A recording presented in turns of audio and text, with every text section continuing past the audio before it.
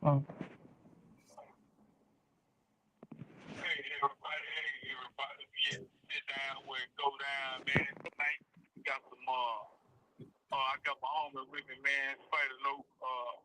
We got an epic topic to talk about, and we just gonna take it back a little bit. You know what I'm saying? Because sometimes when you get ready to do that transition in your life, you gotta go back, man, and go to the roots of this thing to try to get some clearance with it, man. So, and midst of gaining clarity to some of the things we done as youth and some of the things we participated in, the best thing to do, man, is come up with the solution together since we built it together. So, man, tonight I got a long time friend of mine since I was a child, teenager, and, we've been partners since that time. So I want to introduce my homie, somebody that's a big part of my life, somebody that inspired me academically to be a better person and to reach higher than what I did. So, without further ado, man, SPIDALOC, introduce yourself, man. Yeah, my name is SPIDALOC, Land Drive Cover Crip. Um, um, and shit, I'm in the free world. I'm I've been I've been one of your closest partners since the late '80s, early '90s. You know, Yeah, yeah. So shit, I come on here to shit to have a sit down at the table with you. You know what I'm saying? I mean, to clarify a few things, some things that might have been mixed up or misconstrued or twisted or whatever. So, uh, I'm with it. yeah. So, as of right now, man, I got 34 years and like 20 some days in, man. 34 years, 3 weeks in. You know what I'm saying? So let them know, man. How much time you done, and what it was like. Just doing your time, man. Because I didn't explain a little bit in depth about mine. You know what I'm saying? But I mean, for somebody that's been out and somebody that's done time, like this right here, they need to just understand some of the things that people go through, man. So explain that to them. Okay. I did 29 and a half years for 5 charges, 4 aggravated robberies and 1 first-degree murder. Um, I had a 30-year sentence, but me trying to keep up with reputation and keeping it solid, I wound up doing all of it all except 6 months. You know, Yeah, yeah, I was still punished for something that I had done as a child. So I mean, me trying to keep it gangster, it's I wound up doing so much at that time. So I'm out now. I've been out 5 years. yeah. So Yeah. right, look, we gonna take them all the way back, man, to where we was introducing this thing. So Okay. I'm gonna start to where I seen some things, and well, you seen some things because a lot of these dudes, we gonna say from South Dallas to the Grove, back to Oak Cliff, you know what I'm saying? Don't really understand a lot of things that they doing right now.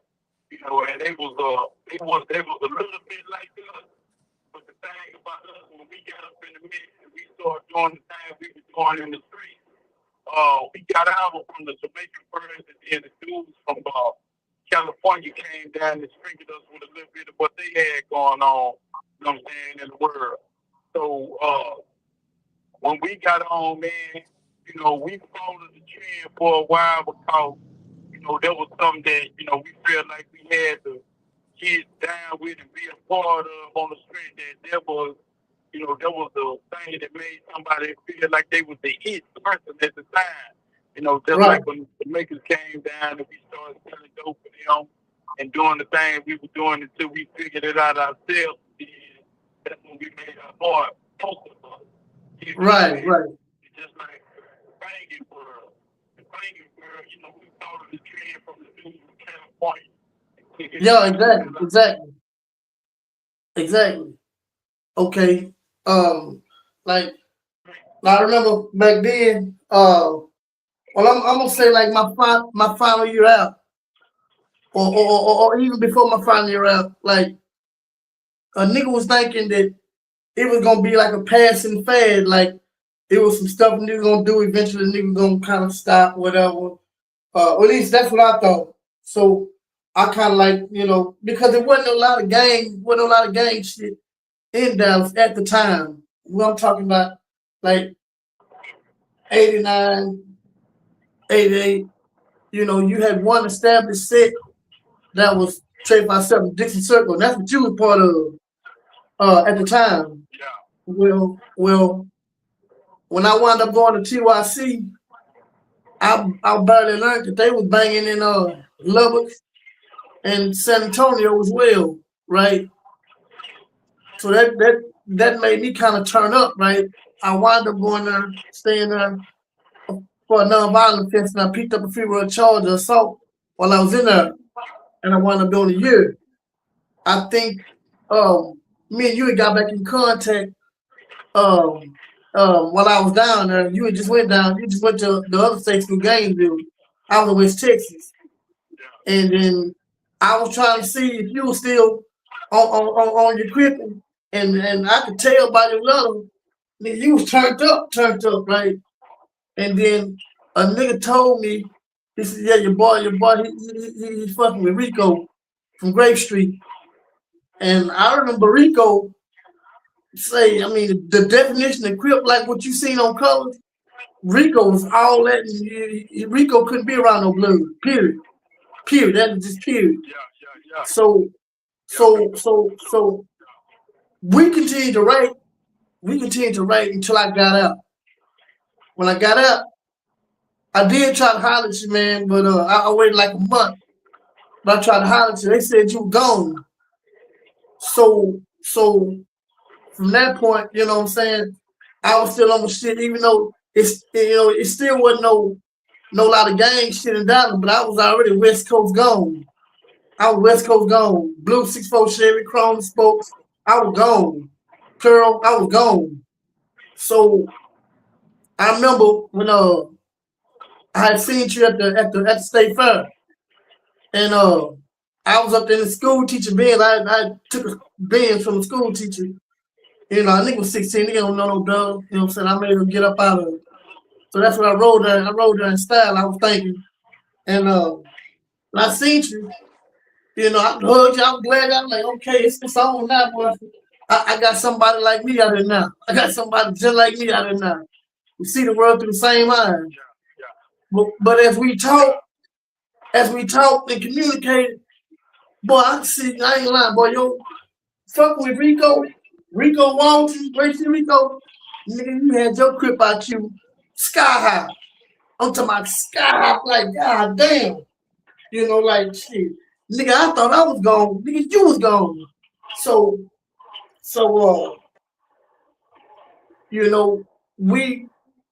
I remember you saying basically, like, when you got out, you was fucking around in Dixon, but Dixon, they was cripping, but they really didn't have a full crip package, right? Like, people was thinking that sleepwalking was the kid to play, and it wasn't. That's where they got it from. They got it from some crip niggas in Los Angeles. So them niggas from Dixon really wasn't like feeling that. I don't know if it's because they didn't know or what, but they was getting money. I'll tell you that. So I remember you telling me that you want to start your own thing, and you went through the list of names, and just during the time we was we call it living, but we was robbing, we was terrorizing the city. A lot of things that we both regret. We can talk about that. We both regret a lot of that. We both seen a lot of meaningless in what we were doing. It wasn't it was counterproductive, to say the least. But nonetheless, Um, I remember while we were still in state school, you were saying that Rico was trying to start him a crib car because LA had started a crib car. They started two crib cars. What was it? Consolidated Crip Organization and Do No Crip Organization. So Rico, the genius that he was, I mean, even though he was psychotic, he wanted to start his own Crip car. So he named his Crip car 187 Gangster Family. And I remember the nigga was a genius. I hate the nigga lost his mind now. But the nigga was doing this at that age, formulating his own, formulating I remember, on West Texas State School, I was the only one selected. But the game, and that was like the hub. It was like the center. So you had more people that were part of one of some gangster family that was over there. And a few people at Giddens or whatever. It was even a few niggas from Fort Worth. I didn't see spray painted on a few of their walls. But when we got out, well, I remember I tattooed it on your wrist because we didn't want to do no sit hopping, but we wanted to be a part of the same clique. You see what I'm saying? We didn't want to be no transformer, no sit hopping, but we wanted to be part of the same car. So I had like the same thing. You had tattooed this on my wrist. That was 91. I tattooed on your wrist. 91. I'm putting it in front of the camera so the camera can see. And that was like Indian ink, a sewing needle, and some sock elastic string that we bought from the Emmy Moses Mott's. So I got locked up first. I was wanted for the murder and the robberies that you know about the robberies. Anyway, so when I went in. At that time, I was in county jail. We talking 91. I stayed in county jail from 91 of November until like May of 92. This how ungang related it was in Dallas at that time. During that time and going to like 8 different tanks, getting kited out, whatever. I only ran into 6 different Crips. And it's easy to keep up with numbers because it wasn't that many. So you can keep up with numbers easy. You keep up with names and numbers, you know what I'm saying? So I remember when you get locked up, you got certified and you like we used to communicate, you tell me about another Crip you admit.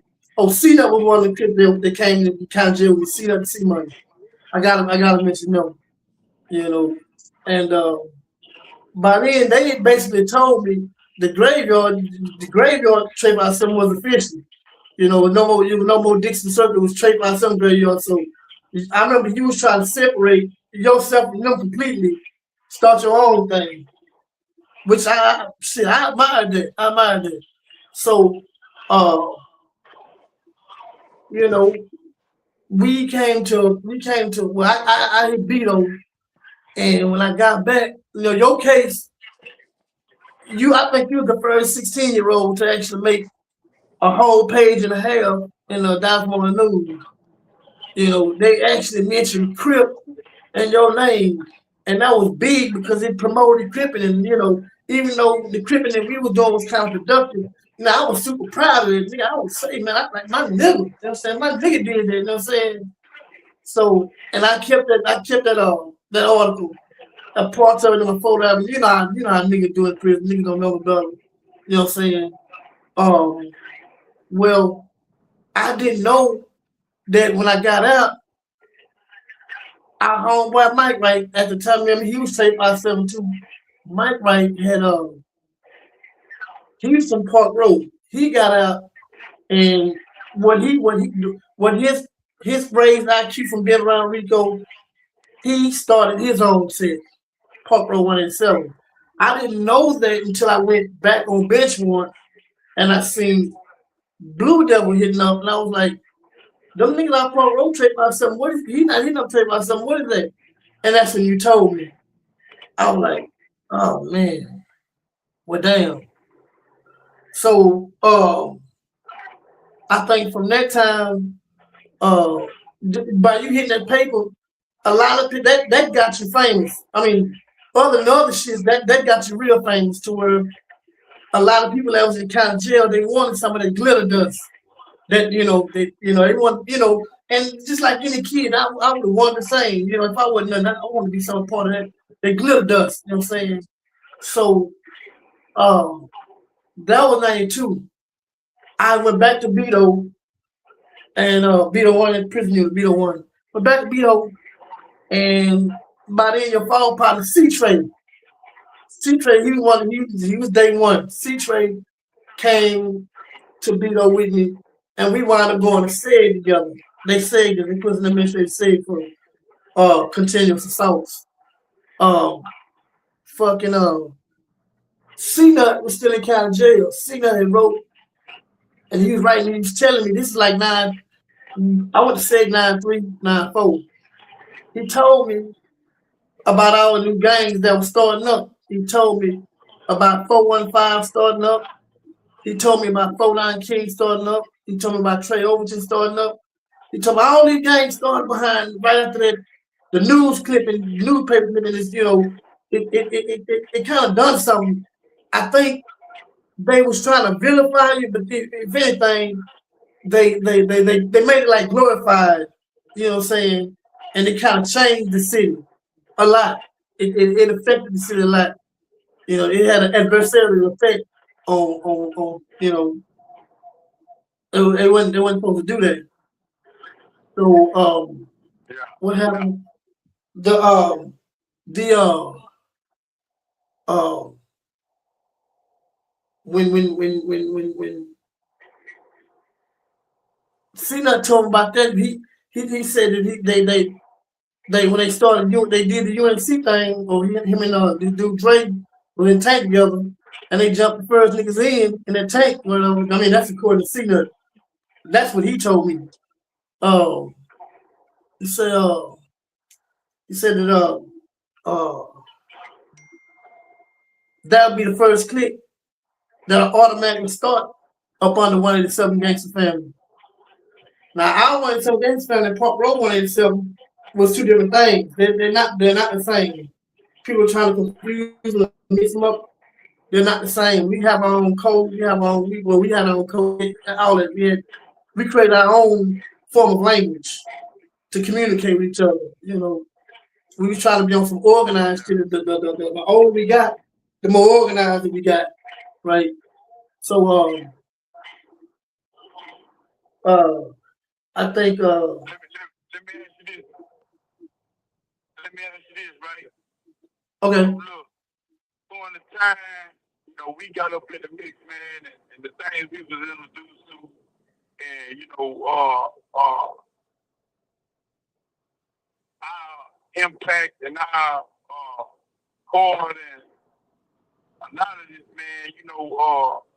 How did you feel about these dudes, man, that just be trying to rewrite history, man? I'm talking about from the streets to the penitentiary, man. Because the only thing I've been seeing since I've been on this listening in on people that go on through and hearing about dudes mentioning certain people is, they want to have a title or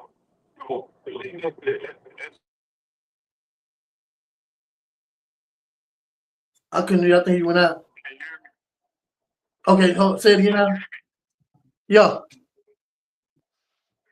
Yeah, so they want to have their name was sitting at the front when this thing started, but I don't hear none of them saying nothing about it. Well, the way I feel about it, I mean, I don't really like you went out. I don't hear none of them saying about the pain that they want to do, about the ridicule they want to do, about the humiliation they want to do. I don't hear Yeah. nobody saying nothing about it because That's the pro part of all of this, you know what I'm saying? I mean, we had to go through a whole bunch of pain and humiliation, ridicule. yo, People were looking at us like yo. California had came down. Yeah. A lot of them dudes really wanted who they said they was because a lot of them got banned about California. Got booted off their set. They moved down and they really wasn't official in their city. You know what I'm saying? So they came down and seen it was something new down here. Speaking of with it, when we started doing our thing, then it became a parliament because they couldn't handle us no more. You know what I'm saying? Right. See me, I was able to see a lot of different things early on, and once I learned what was going on, I spent a lot of different things.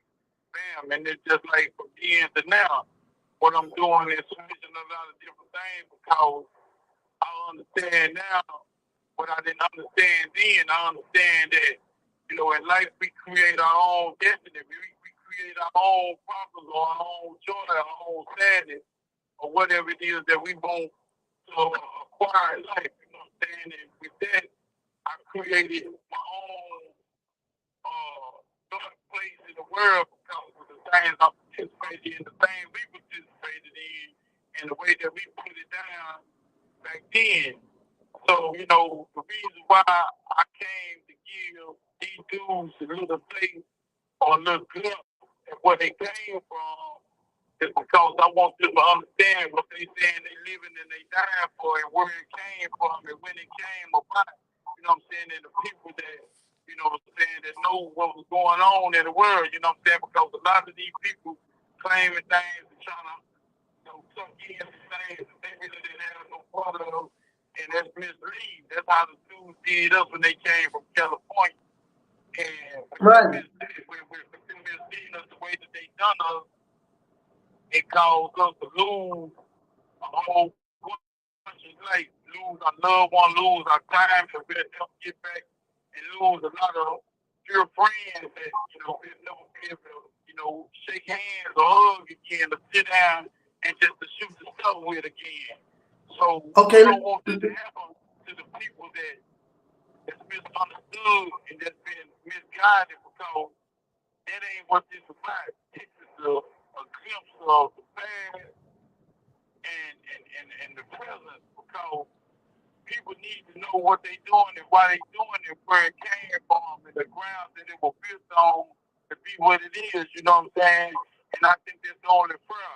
You know, everybody in California saying that, you know, we were lames, we lost on what was going on. A lot of people didn't know what was going on until they took it, opened the door to a lot of people. A lot of people, exactly. a lot of things in California they didn't know. You know what I'm saying? Because everybody was doing from that neighborhood, and it wasn't the whole thing. It was about your hood thing until they made it the whole thing. So where if you didn't know this, then you wasn't good. Or if you didn't know that, you wasn't good. Of course, Yeah. if you take me to your hood in California, you can lose that. Just like if I take you to my hood in South Dallas, I can lose you. You get Yeah. what I'm saying? So, you know, I had to feel what I done off of my own principles, off my own ways of doing things, and that's what 187 Gangster Family was about, a whole coalition of originals putting their thing together saying that they was going to live up under one law. That's what that came about it. Right. Hey. Just bad to be to go out there and make sure that everybody had it. You know what I'm saying? So now what I'm doing, I'm passing out the good word to make sure everybody got it so that nobody won't mislead nobody and tell them about the bad without tell them about the good without telling them about the bad. You exactly. everybody there because if you don't make it, you can die. You can go to the plantation. If somebody would have told me what was up ahead with me, you know what I'm saying, maybe I would have looked at things and seen it a little differently. But man, you know, up that road down there, it's all good for a moment. But man, you got a long road to go. And down that long road, man, you might not like what you see. You know what I'm saying? So you need to take heed and take, you know, precautions of what you're doing right now because sitting in the penitentiary 34 years later, say, man, it's only a few dudes that I still respect, still got love for, and still call the queen. It ain't too many of them. So, right. You know, during time, you're going to lose a whole lot. You're going to lose a lot. You know what I'm saying? You're going to be let down. You're going to have a lot of disappointments in life, man. So, you know, that's something that you can expect for on with it. You know what I'm saying? We ain't glorifying nothing. We ain't making it seem like this was the thing because dudes that we had then from the dudes that we got now is two different kind of people, man. Two different completely people. You know what I'm saying? Yeah. But yeah, man, you know, I don't appreciate the dudes trying to take the legacy away from something that's so bad and make it seem like it's something good, man. Because okay. Look, when you lose, boy, you'll never get that back. That 29 years and a half you done, you can't get that back. I can't get that back. You can't get it back. You can't get it back. Hey, let 17 years old, don't want to be sitting down here for no 34 years, wishing they can. No, you don't get. Yeah, you lose stuff in prison. You lose eyes. You lose. You know what I mean? You lose stuff that you can't get back with a long prison sentence. But let me address it first. The first thing that you brought up, about. Remember you said about dude the pain and the agony that a nigga went through at the very beginning. The ridicule of niggas saying how y'all trying to be like California niggas. And, you know, a lot of people. You know, we was there. It's counterproductive. But we heard a lot of niggas saying it. You know, we was wrong for doing that, but we heard a lot of niggas saying that. Y'all telling me because that you don't hear that now. That's over with. Dudes ain't gotta go through that now. Dudes ain't gotta go through that. But back then, cause it was rare, you know, a nigga had to show. Now I gotta show you I'm serious. You gonna make me show you that I'm serious. You gonna make me show you that I'm not what you say I am, and I'm what I say I am. So if I got to hurt you, whatever at all costs, I'm gonna show you that I am what I say I am. I am who I say I am. You see what I'm saying? And getting put to the test like that got a lot of niggas sent to the penitentiary.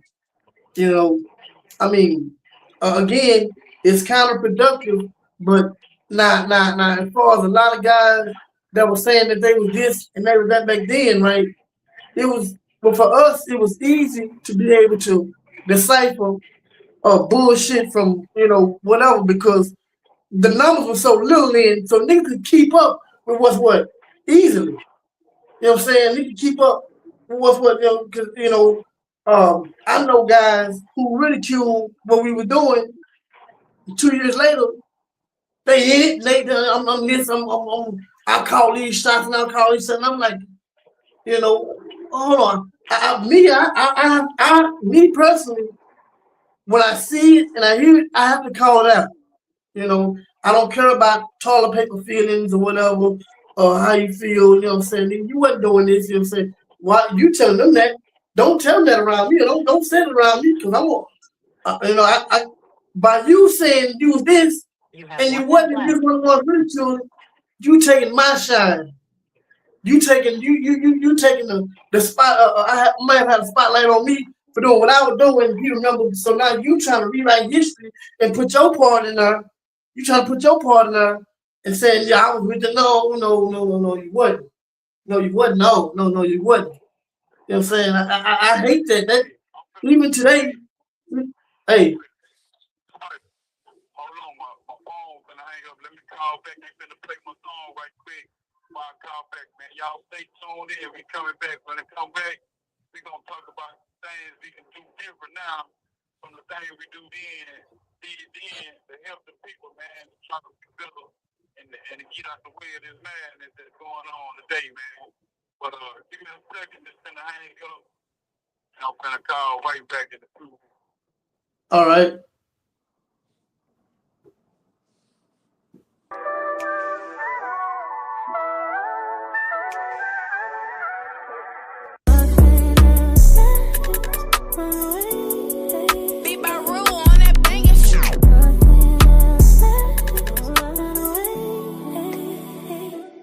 See, baby Cash, he was a youngster. He grew up in the South. And yes, he grew up with both parents, but they had went different routes. And see, now Cash, he had a brother. They always fought each other. But don't you get it twisted, cause they always loved each other. Okay, now here's where the story changed. They had moved to the West. Pop told him do his thing. He trying to do his best. He trying trying to raise his brother. He sticking at his chest. He trying to flirt with girls, and he ain't 10 yet. And by the 3rd grade, he seen a lot of things. He seen his granny shoot her husband, it was close range. He seen his uncle stab a nigga, man, that shit insane. So when he moved back to the South, yeah, he had plenty game. But this shit ain't no game. This shit here real life. He even moved out to the North and start earning some stripes. He ripping Trey 5-7 cause was like only 11. Then went back to the North and cause that start breaking them out. You know what I'm saying? This a gangster among gangsters. Yeah. A monster among monsters. She ran his time, lil' baby cash 12. He ran her causing hell. He in and out of juvenile, but kept his pockets swell. But now he back up in the South and he getting it on. And if you try to take his paper, he popping your dome. See, baby cash, he was a menace. No, he didn't start it, but he finished. Yeah, he was focused on the beat, just getting his name up in the trench. The streets had turned him to a beat. Now he was gone up off the league. His name was moving through the streets. Now he respected by the G. See, he had shootouts with Jamaica. And in his creeping with no fake. He pulled up on them, left him shake. Yeah, he would strip him like some bacon. Yeah, he was 14 paper chasing. And then they sent him to a place. Yeah, TYC, he hit that paper. He met some niggas who were crazy just like him, and they start hanging. Yeah, they was crippin', they was banging. Trey 5-7 GYGC on the set, that's what he named. Yeah, they was riding on niggas, chunking up the beat with all that flame. Oh yes, you had to put in work and earn some points you wanna claim. You know what I'm saying? Real gangster. No. We're a product of our environment.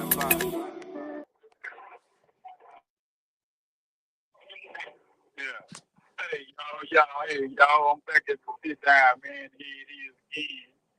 So, what I was saying was, the things that we can do now to help these dudes, because a lot of them so lost, man. And a lot of them continue to get, get misled because they thinking that the path of things is to be clicked up. But truth be told, man, I can tell you 30 years down the line that some of the dudes that you used to like, you ain't gonna even like them no more. That's what business. You ain't gonna respect them no more because they're not gonna be the same person, man. You know what I'm saying? Exactly. You're gonna be disappointed to find out that you turned out to put in more work than a lot of them did, and they wasn't even who they said they was.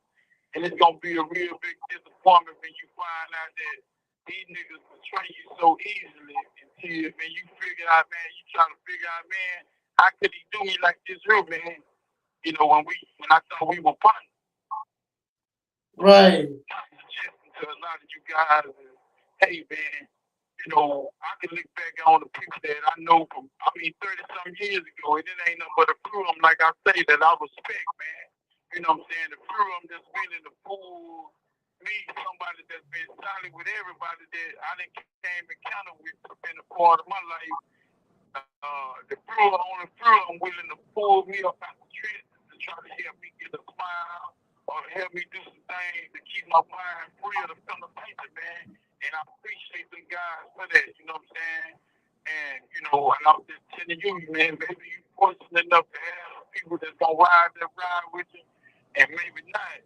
But while you up on it and while you got a chance to know what's headed, what's up with what you up against in the future, this is the time to start trying to get yourself together, man, and to stay away from a lot of different things that can lead you to come to the things to doing the rest of your life in her, man, because you got a lot of disappointments up ahead, whether you do good or bad. But doing bad, you got some worse kind of disappointments, man. Yeah. I just want people to just be able to take heed and learn from our mistakes, man. The thing we done, the thing we've been doing, the thing the people we've encountered, so that they won't have to go through that, man. Because, hey, man, this is an ugly place, and this is an ugly life, man. And if you're not careful, say, man, you get wrapped up in it, and it'll turn you to an ugly person, man. So, my thing with y'all is, man, hey, man, try to walk the right way, try to do the right thing, because in the end, that's what's going to matter the most, man. Sometimes I wish I was a square so I could be up out there, man, instead of in here, man. You know what I'm saying? But the path of my path was already chosen for me, and I had to go down this road, you know what I'm saying, to be a better person, man. Not saying that everybody needs this role to be a better person because I'm giving you what's going on down in the street before you get here. So try to do something that's different, man, to find yourself and to find something that's going to be more close than you than this. Because when you're in them streets, man, they don't do no lead to the graveyard or some of things, man. And now one of them is good, man. Yeah, homie, what's on your mind? Well, I'm sitting back. I'm thinking like, okay, when I got out, this shit was like coming from the Flintstones to the Jetsons, right? It's a whole other world out here, and like a lot of people that's wilding out, getting locked up right now, but they can only imagine how different the world gonna be when they get out. Like, I mean, like it's every day I see something that's like, it's fucking me up. Like, a lot of young dudes run around with the dreads and just shooting and shooting. I mean, it's reminiscent of us, but now it's so many, and I I understand it, but I don't understand it. I understand it because they came out, they was like bad seeds already planted, like um they came from like they parents was like us. Hold on 1 second, but I just want to say thank you everybody for being in the chat, man. We just taking it from back then to right now, man. Just trying to give the ugly parts of this, man, the good, the bad, the ugly of the street life. And we just going back, filling in the few different blanks, man, of a part of life that we both participate in as one, man.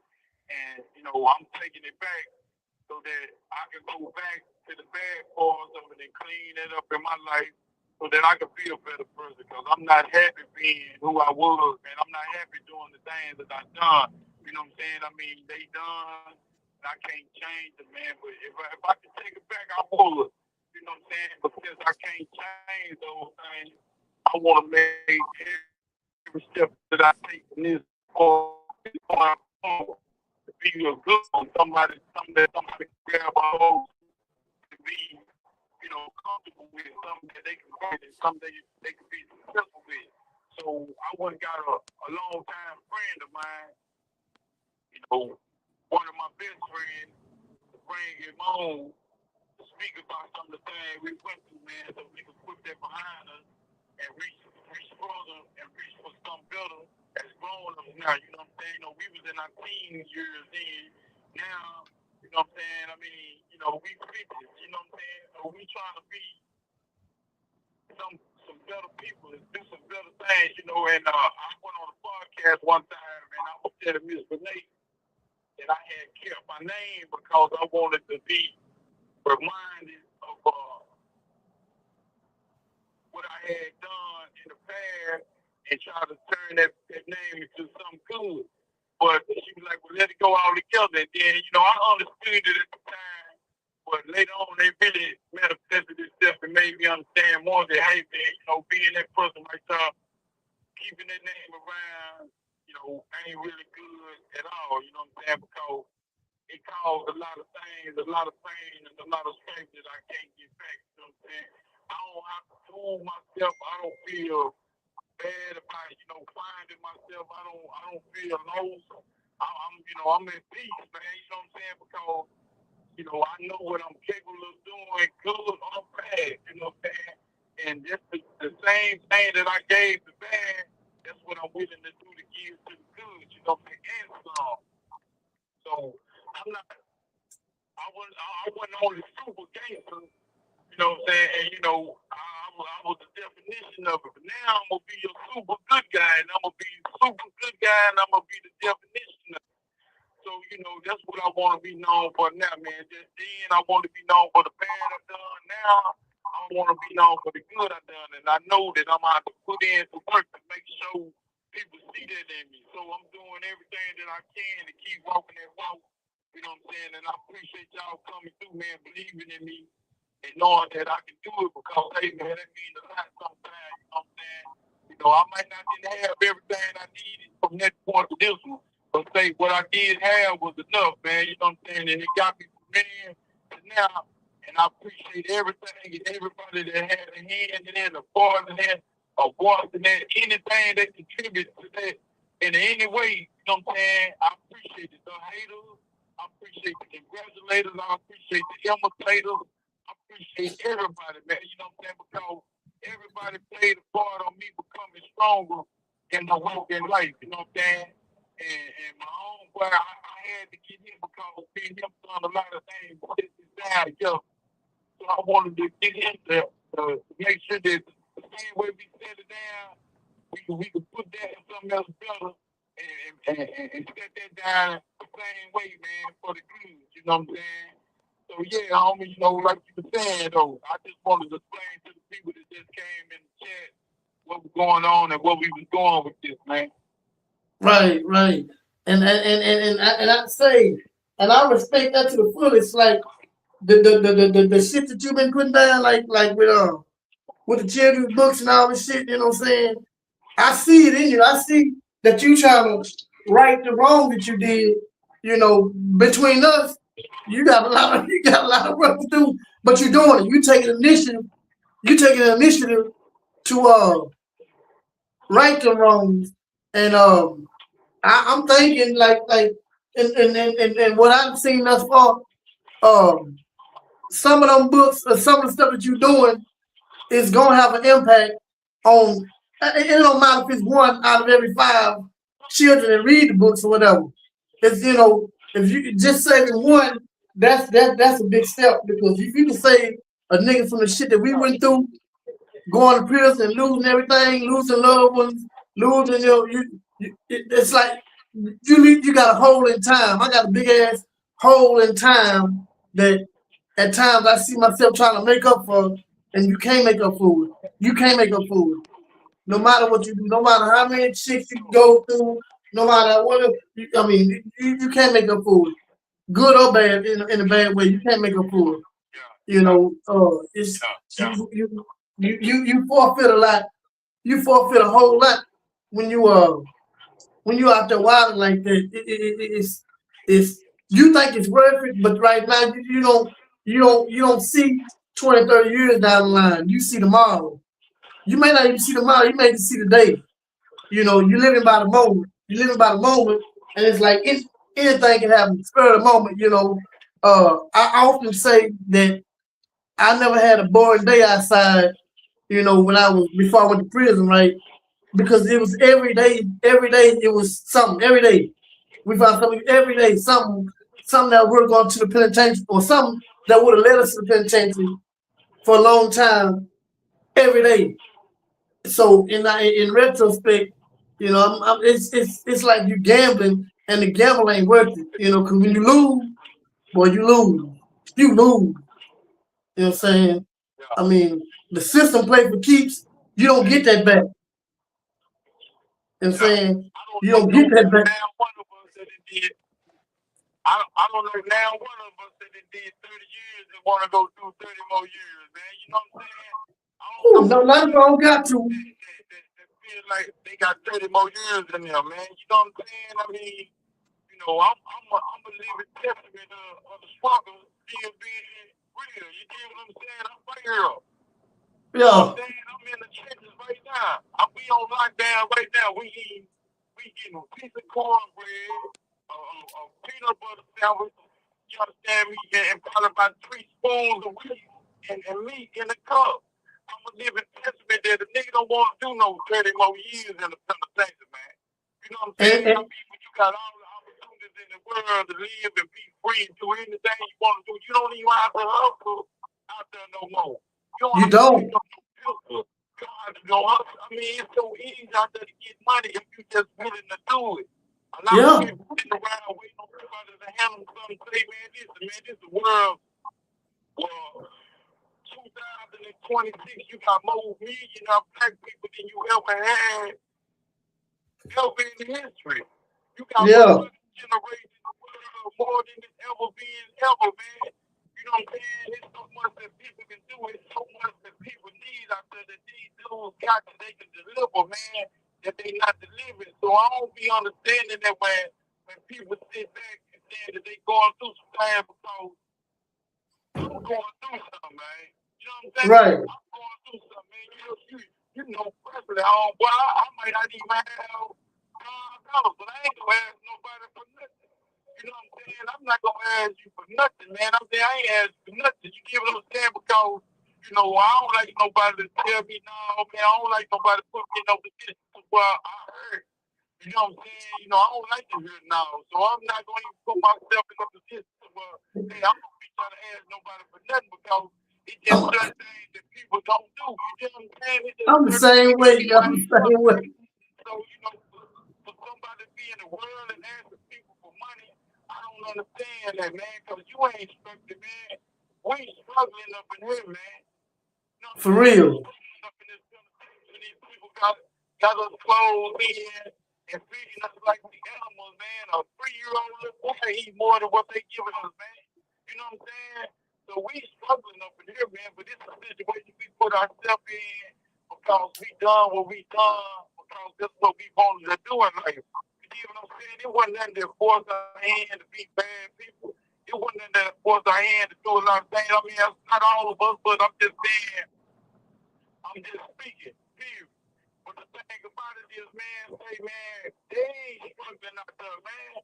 You know what I'm saying? I'm pretty sure they struggling. I mean, people struggle, but I mean, there's opportunities out there that it's not, that we don't have in here, man. And if you choose A lot of them. and not apply those and take advantage of the opportunities that you have, and man, you can't blame nobody but yourself. So the only people responsible for what's going on in the world is the people that know. The people that don't know what's going on, babies, and people that's not of sound mind, and people that just lame to what's going on, they're not responsible. But if you know what's happening in life and you're not applying what you know and how you know it, then that's on you, man. Because, I mean, you don't want to have nothing in your pocket, and you like being like you are, and hey, man, it's you, man. You know, right. I don't understand that, man. You know, people out there, man, still doing some of the same thing. You know, they doing the penetration, man. And that's not fair to those that, you know what I'm saying, that's going through the doors out there to try to make a way for somebody that got an opportunity to make a way, man. You know what I'm saying? But yeah, man. But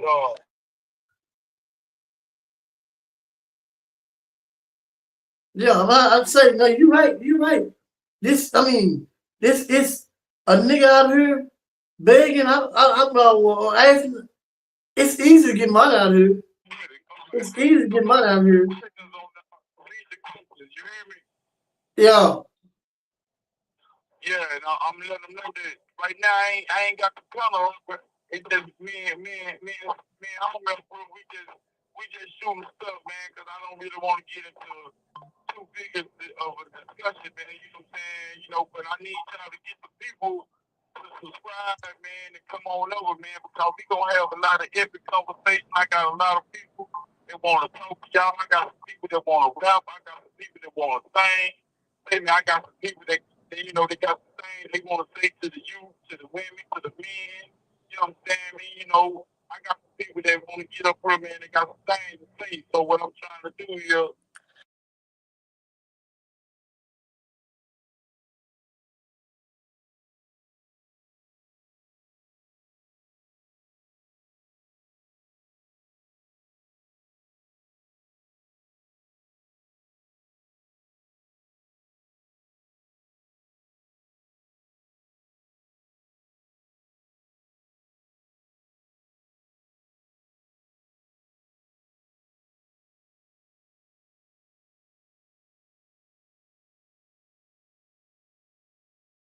I'm ready.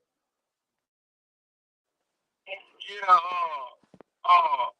for the question about how many years did it take for me to want to change for the better, man,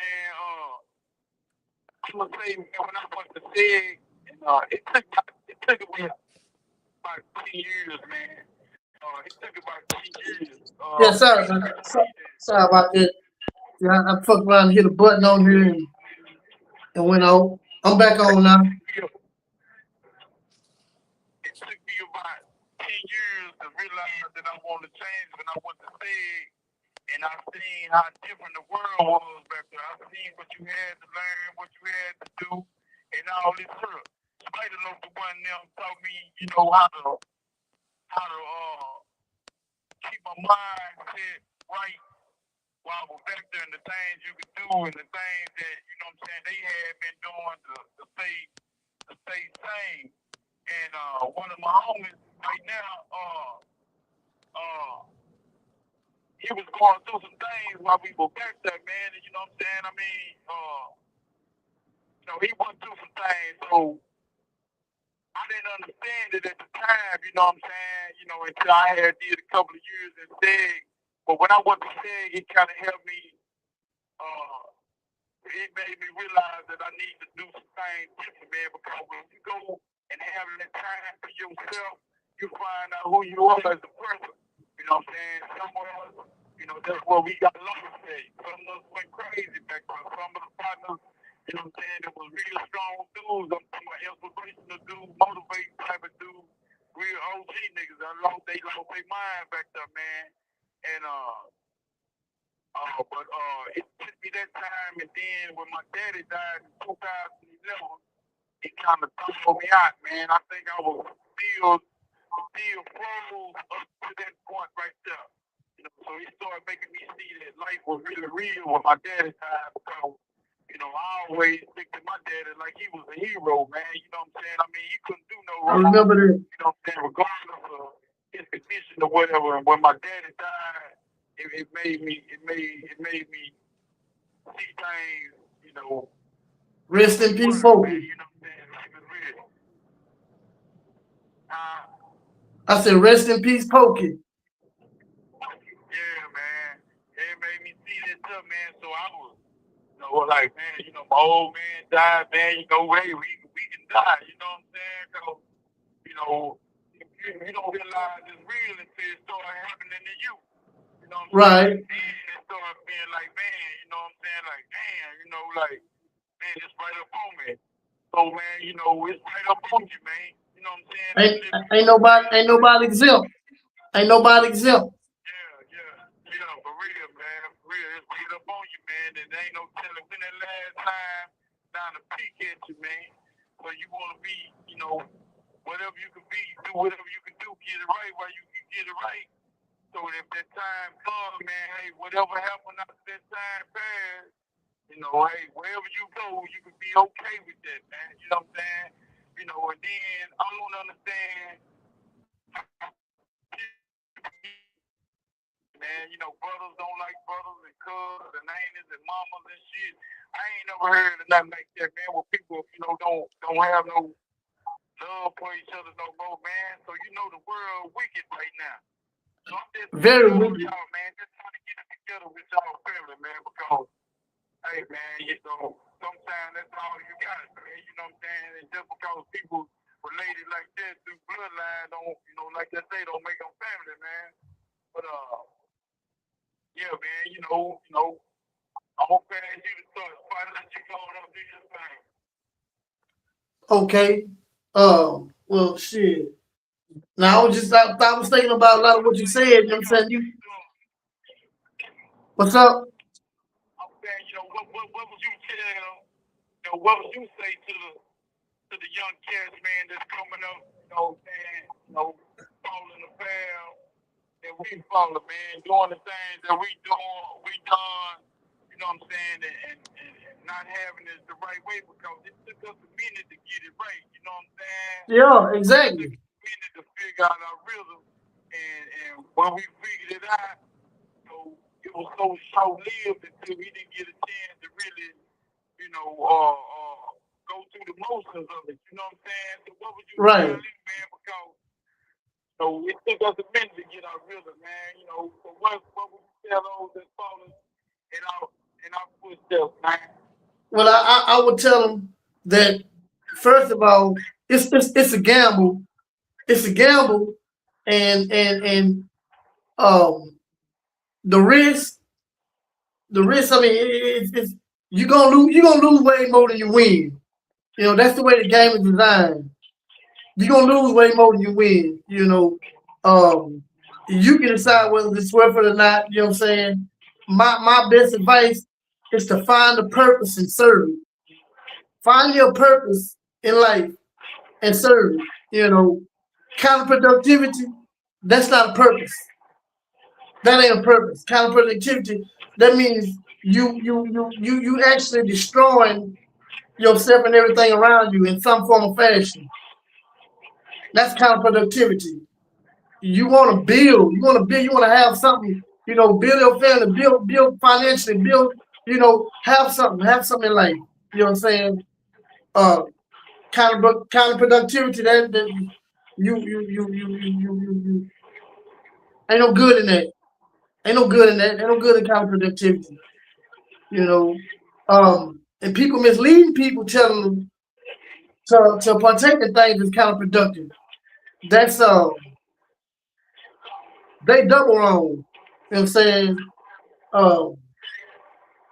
If I could go back to back then, I would try to figure out a way to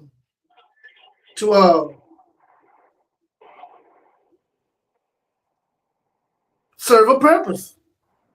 At that point right there, get a purpose and serve it. You know, be the one that's gonna take care of your family.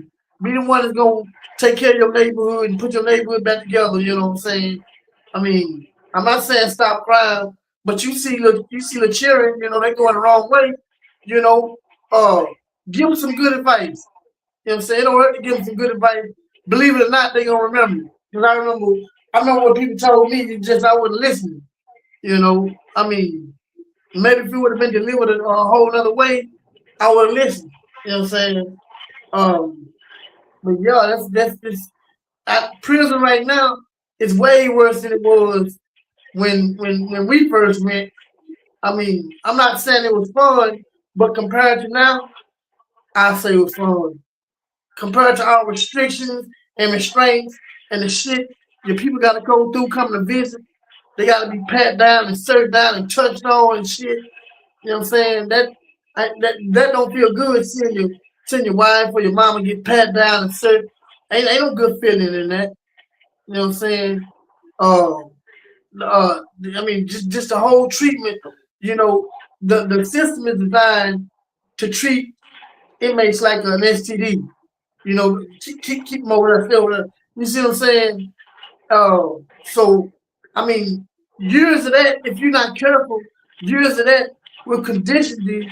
It'll condition you to the point where you feel like you're STD. You feel like you're a whole walking STD because that's conditioned. And I don't know if it was designed for that reason, but if it was, boy, they doing a good ass job. They doing a damn good job. You know, they instill hopelessness. And it's like a lot of times, it's like you feel like you're dying slowly in there. You feel like you're in a concrete fish tank. You ain't moving. You just in there with a bunch of people, just, you know, like a big old slave ship. You know what I'm saying? They working for free. You know, it's I don't think if niggas knew after how their daddies was being treated down in prison and the stuff they was going through, or if people down there would tell their children, look, son, man, they handle me like a slave down there, man. You know, I mean, a man have a certain too much amount of pride to be able to tell people how they actually being treated down there. They take shit. I mean, the guard, they take shit when they want to take it. You see what I'm saying? Yeah. They throw stuff away that you've been holding on, memories of your family, pictures and shit. They just throw it away. They just treat it like it's trash. Sometimes you'll never see it again. And even if you fight for it, you're gonna lose. What you gonna do against like 7 or 8 different laws, you by yourself? Even with a knife, you're gonna lose. Ain't no way of winning that. You know what I'm saying? I mean, prison, it got me in the condition where I strategize. You know, I try to have foresight to see something before it's gonna happen. I try to have the intellectual gift of foresight to see something before it's gonna happen. and kind of steer myself away from, you know, that situation. You know, I mean, that's what I got to tell them. You know, it's a whole landmine down there. You know, I don't think they want to. I don't think if they actually knew what was going on down there. You know, the rats, the roaches. You know, I was in one cell. I killed like every day. I had to kill like 400 roaches every day. Every day, rats run through your food. They eat inside your commissary. You know, I mean, you get to a point down there where you've been out there so long to where it's numb, and you think it's normal, and it's not normal in society. 1 minute left. It ain't normal. Hey, I got 1 more minute. Look, we gonna come with the right color spider. We gonna be better together, man. But look, man, we appreciate y'all coming over to the sit down where it go down, man. So we need y'all to stick around, man. We got some more heavy things coming y'all way, man. I think the next time I pull up, I think I'm gonna talk about emotional intelligence, man, because a lot of people need to understand why they act the way they act and how to dodge those triggers to make them act that way. You know what I'm saying? Emotional intelligence play a big part of the way we respond to things that's going on in our lives, man. So I think I'm going to hit a little bit on that, man, to kind of give people a peek at how they psychologically work, because these are some important things to help them get ahead and to help them, you know, get control over their lives. Thank you for using Securus. Goodbye.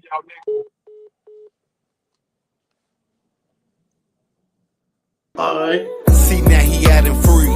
He only 15. He out here robbing, stealing cars and all kind of things. But then he got a girl pregnant, didn't mean a thing. Yeah, he was still out in the streets, just chasing the cream.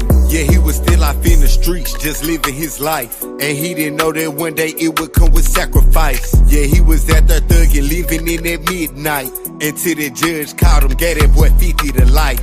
Damn. Know what I'm saying? He was only 16. Know what I'm saying? Judge give you 50 to life at 16, that's crazy. Huh.